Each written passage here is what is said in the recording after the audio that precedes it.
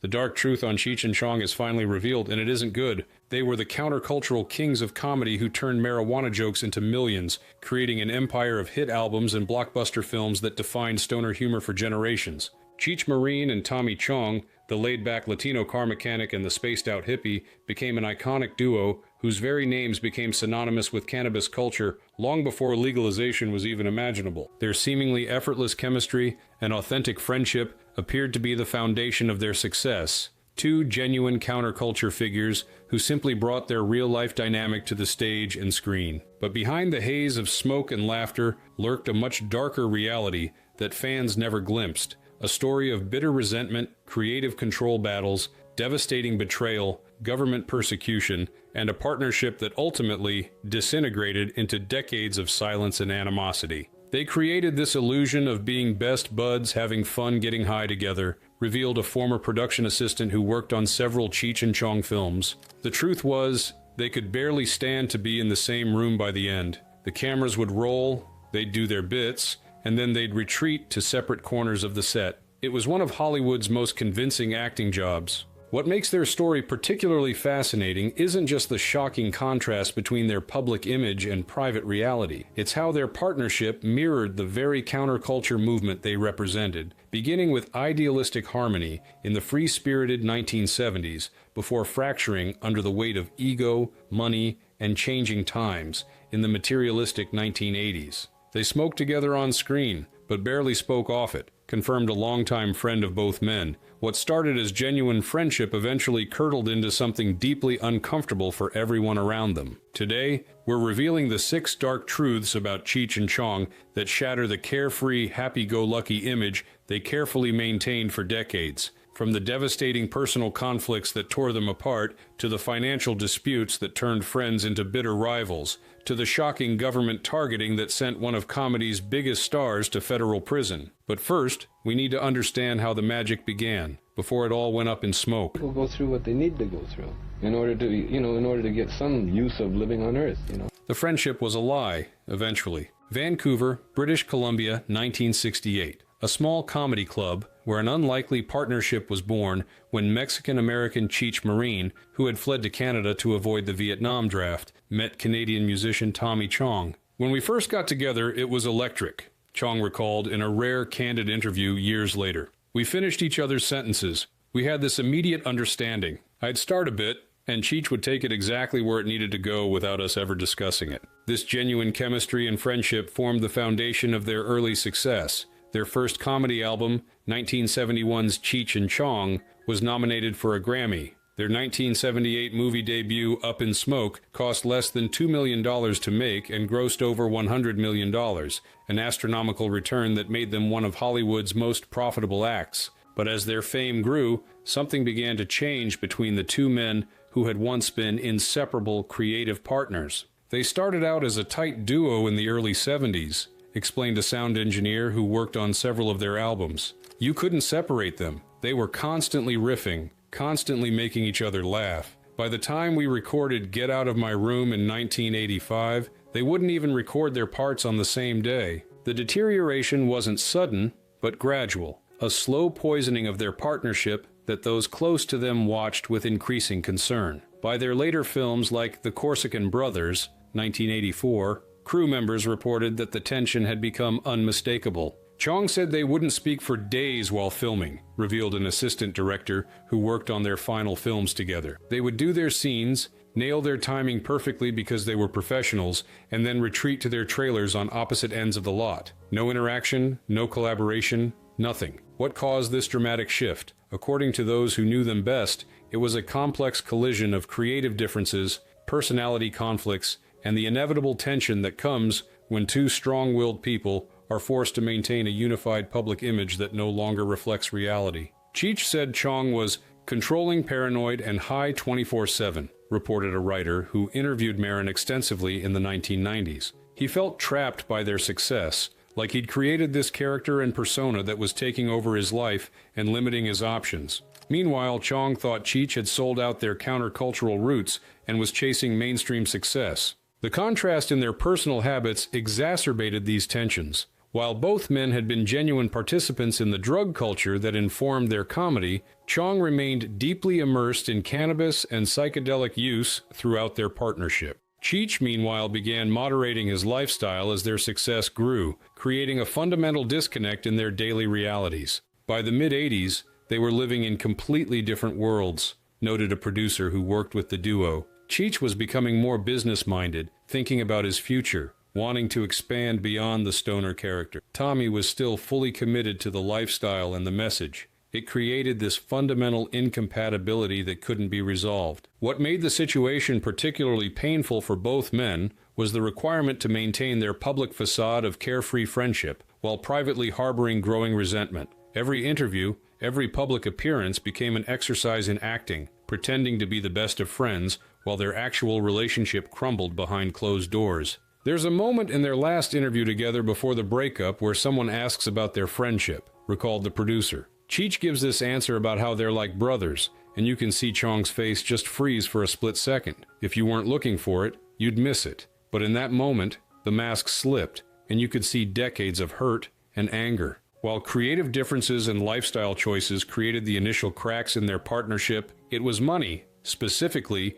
who controlled it and who deserved it, that ultimately shattered their relationship beyond repair. Closer than well, I got before.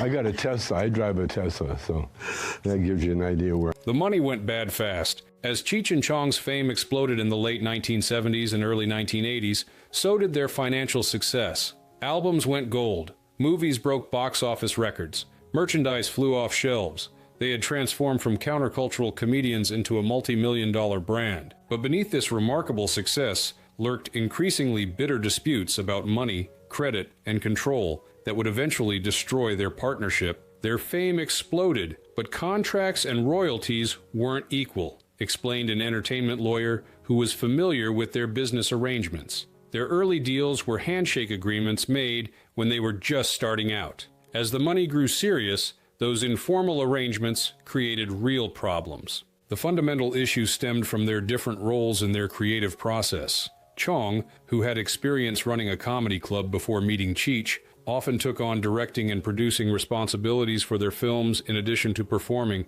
This led him to believe he deserved a larger share of their profits and greater control over their creative direction. Cheech accused Chong of trying to control the brand, confirmed a studio executive who worked with them on several films. From Chong's perspective, he was writing, directing, and co-starring, doing 3 jobs to Cheech's 1. But from Cheech's perspective, their fame was built equally on both their contributions, and the audience wasn't coming just for Tommy. This tension created a destructive dynamic where financial discussions became proxy battles for deeper issues of respect, recognition, and power. Simple business decisions became charged with emotional significance for both men. Chong claimed Cheech wanted all the spotlight, noted their former manager. He'd get upset when movie posters or album covers seemed to feature Cheech more prominently. He'd count lines in scripts to make sure they had equal dialogue. It created this constant scorekeeping that poisoned their working relationship. The financial strains intensified when their career began showing signs of decline in the mid-1980s. Their 1985 album, Get Out of My Room, underperformed compared to earlier releases. Their final film together, Get Out of My Room, 1985, was essentially a long-form music video that failed to match the success of their previous movies. As revenue decreased, tensions over money increased proportionally. Each man began to view the other as an obstacle rather than a partner. Their business got higher than their friendship, then it all crashed, summarized a record producer who worked with them. When you're riding high on success, it's easier to overlook disputes over percentages or billing. When the golden goose stops laying eggs, suddenly every decision becomes life or death. By 1985, their financial relationship had deteriorated to the point where their management teams could barely get them in the same room to discuss new opportunities. Projects stalled as simple business decisions became battlegrounds. Studios and record labels began to view the once reliable hitmakers as difficult and unpredictable. This financial breaking point coincided with Cheech's growing desire to establish an identity beyond the stoner duo that had made him famous. A decision that would drive the final nail into their partnership's coffin. He smelled like that. I lived one early in my life. I lived in it. Cheech ditched the brand. By the mid-1980s, Cheech Marin faced a career crossroads. Now in his late 30s, he had achieved remarkable success with Chong, but increasingly felt trapped by the Pedro de Pacas character that had made him famous, the perpetually stoned Chicano, whose vocabulary rarely extended beyond man and wow. Cheech left to go solo, took roles in Born in East L.A., Nash Bridges, etc., explained a casting director who worked during this transition period. He wanted to show his range, to be taken seriously as an actor and filmmaker with something to say beyond drug jokes. And Hollywood was receptive. They saw potential in him as a solo performer that extended beyond the duo. His first major post-Chong project, 1987's Born in East L.A., which Cheech wrote and directed himself, demonstrated his ambitions. The film maintained his Chicano identity, but addressed serious issues of immigration and cultural identity, earning respectful reviews that acknowledged his growth beyond stoner comedy. This solo success created a painful dynamic for Chong, who struggled to establish an independent identity with the same effectiveness. While Cheech expanded into mainstream television with roles on shows like Nash Bridges and voice work in Disney's The Lion King, Chong's solo endeavors achieved more limited recognition. Studios stopped offering duo projects, noted the casting director. They were interested in Cheech as a versatile character actor who could appeal to Latino audiences and mainstream viewers alike. Tommy's phone wasn't ringing with the same opportunities. For Chong, this disparity felt like a profound betrayal, as though Cheech had extracted himself from their partnership once it had served its purpose, leaving Chong behind with a narrower range of options. Chong was devastated, claiming Cheech abandoned what they built together, revealed a longtime friend of Chong's. He took it very personally. In his view, they had created something unique and valuable together, and Cheech had prioritized his individual ambitions over their shared legacy. This sense of abandonment was exacerbated by the industry's reaction. Hollywood, always quick to move on to the next thing, largely stopped developing projects for the duo once they split. The characters and comedy style they had pioneered together began to feel dated as the Reagan era gave way to the 1990s. It was peace and love until Hollywood called Cheech first, observed a producer who knew both men. The painful reality is that the industry decided Cheech had more potential as a solo act than Chong did. That business calculation fractured a personal relationship that had already been on shaky ground. The separation created a situation where each man's success or failure felt tied to the others in a zero-sum game. Cheech's achievements without Chong seemed to validate his decision to leave, while simultaneously suggesting Chong had been the less essential partner, a devastating implication for someone who had invested his identity in their collaboration. While this professional separation created deep personal wounds, Chong's next chapter would prove even more challenging, bringing him face to face with the full force of the federal government in what many viewed as politically motivated persecution. Chinga, is that a joint, man? Chong was blacklisted by the feds. February 24, 2003, a coordinated federal operation spanning multiple states, raids on dozens of businesses, the target, sellers of glass pipes and bongs, and specifically, one of America's most recognized cannabis advocates. In 2003, Tommy Chong was arrested in a DEA sting operation, confirmed a lawyer familiar with the case. It was called Operation Pipe Dreams, and it targeted his company, Chong Glass, which sold bongs online through his son's business. The irony was impossible to miss. The man who had played a stoner for laughs for decades was now facing real prison time for selling smoking accessories. The details of the case raised immediate concerns about selective prosecution. While numerous businesses were raided, Chong was the only defendant without prior convictions to receive jail time. 9 months in a federal prison, plus forfeiture of $103,000 and a year of probation. Sentenced to 9 months in federal prison for selling bongs online, noted a journalist who covered the trial extensively.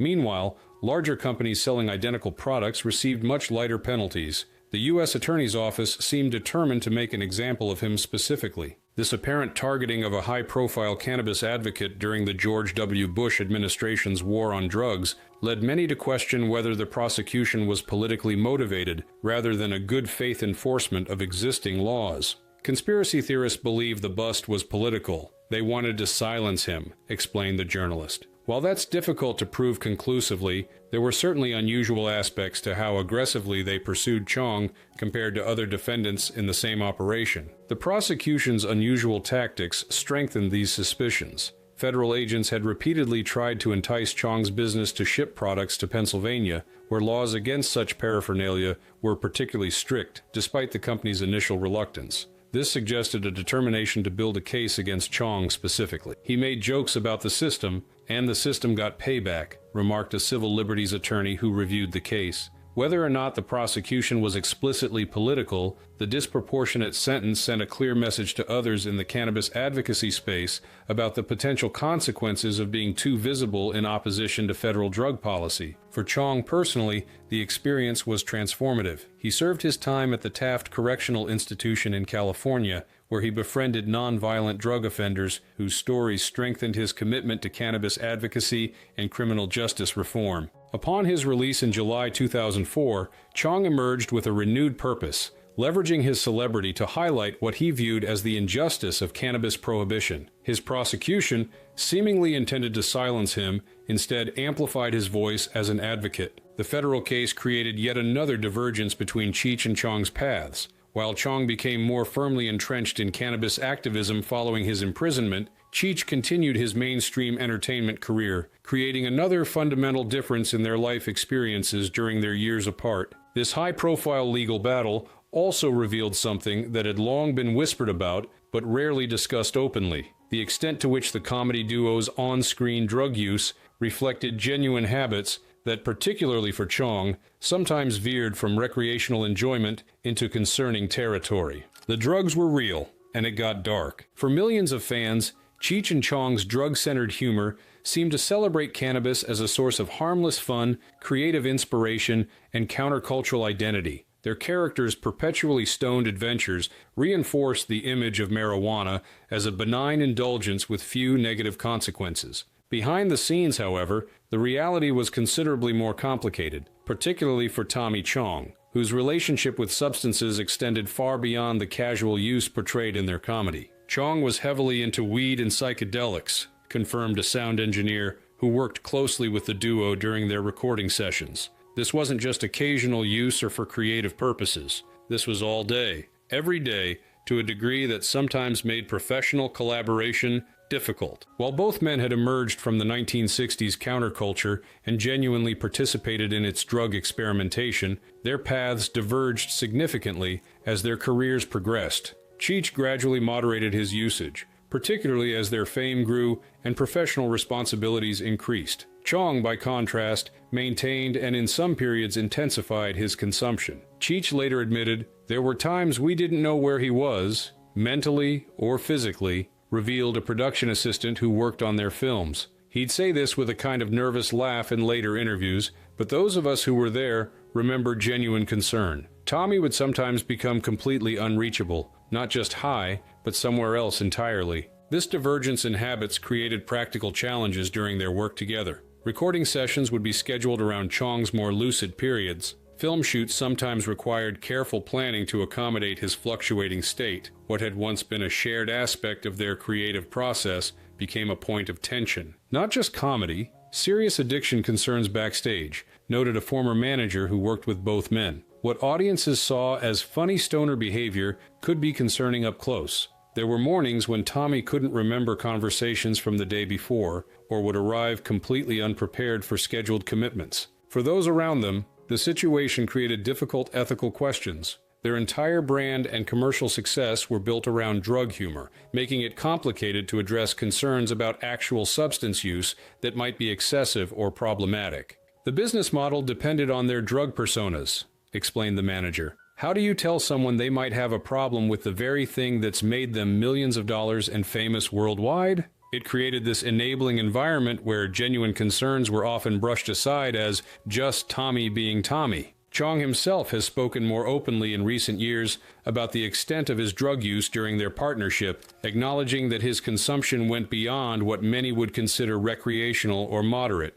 In a 2019 interview, he noted, "I was high for about 30 years straight. a statement that confirms what many around him had observed. This aspect of their story reveals one of the more complex elements of their legacy, how their comedy simultaneously normalized cannabis use for mainstream audiences, while potentially glamorizing patterns of consumption that, in some cases, had genuine negative consequences. After decades of separate lives, marked by creative differences, financial disputes, divergent career paths, and personal trials, the duo that once seemed inseparable eventually found their way back to shared stages, though the reunion proved to be less fairy tale and more business transaction. And acceptance, the acceptance thing. They reunited, but it wasn't the same. September 2008, a comedy club in San Francisco. Two men in their 60s take the stage together for the first time in over 20 years. The audience erupts in nostalgic applause as Cheech Marine and Tommy Chong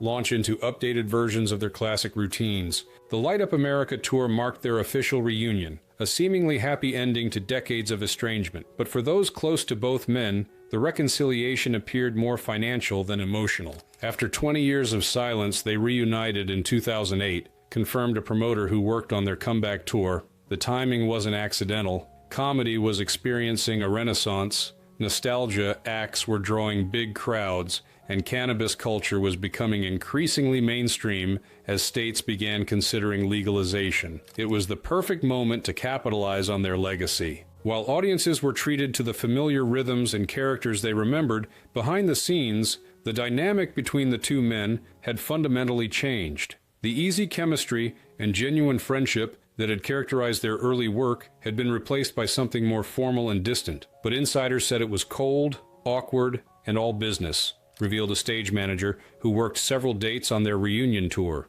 They had separate dressing rooms, separate transportation, separate everything. They would meet briefly to discuss the show, perform together with professional precision, and then go their separate ways immediately afterward. This arm's-length relationship created a strange contradiction. On stage, they expertly recreated the easy camaraderie and synchronized timing that had made them famous. Offstage, they operated more like business partners who happened to share a valuable intellectual property than friends reuniting after a long separation. No real reconciliation, just money, noted their former manager. They both recognized there was more financial benefit to working together than staying apart. But that doesn't mean they resolved the personal issues that had driven them apart in the first place. The reunion seemed to represent a pragmatic truce rather than genuine healing. Both men had reached a stage in their careers where the potential benefits of collaboration outweighed the emotional cost of working together, particularly as cannabis began its journey toward mainstream acceptance and legalization, creating new opportunities for the originators of stoner comedy.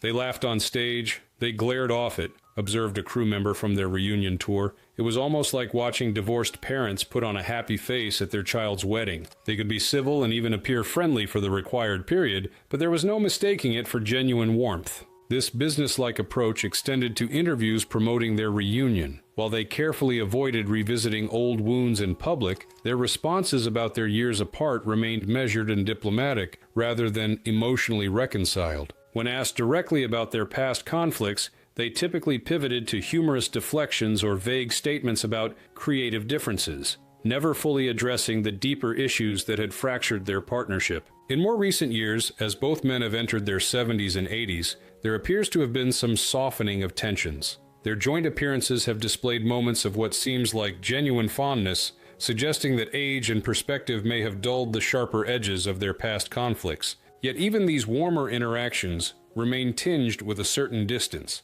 the residue of decades of complicated history that can never be completely erased, even by the passage of time. 17 years old, the bass player, Eddie Ma, came back from What their journey really means. The story of Cheech and Chong transcends simple celebrity gossip or entertainment history. Their partnership, breakup, and eventual reunion serve as a powerful parable about friendship, creativity, commerce, and the complex legacy of the counterculture they helped define. Their journey mirrors the very movement they represented, observed a cultural historian who has studied comedy duos. They began in the idealistic 1970s with authentic friendship and shared purpose, fractured during the materialistic 1980s over money and individual ambition, and eventually found a kind of pragmatic reconciliation in the 21st century. much like the cannabis culture they championed, which evolved from underground rebellion to corporate opportunity. What makes their story particularly poignant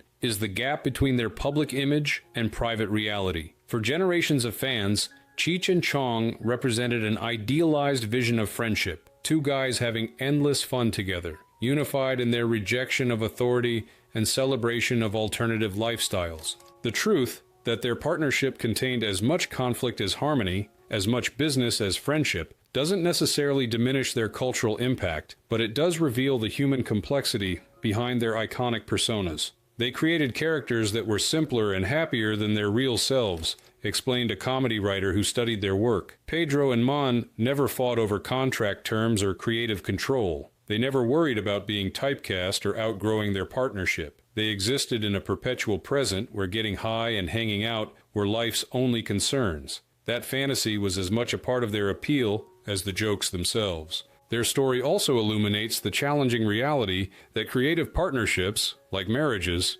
don't always last forever, particularly when built on the volatile foundation of youth, counterculture, and rapid success. Most entertainment duos eventually split, noted the cultural historian. Martin and Lewis, Abbott and Costello, Laurel and Hardy all experienced tensions and eventually separated. What made Cheech and Chong's case particularly jarring was how completely their actual relationship contradicted their laid-back, friendship-centered image. Perhaps the most meaningful aspect of their legacy is how their work helped transform cultural attitudes about cannabis, moving it from the fringes toward mainstream acceptance, even as their personal relationship demonstrated that the reality of drug culture wasn't always as carefree as their comedy suggested. They made weed seem fun, harmless, and normal decades before legalization was on the horizon, observed a cannabis industry analyst. At the same time, their actual experiences, particularly Chong's, revealed that substance use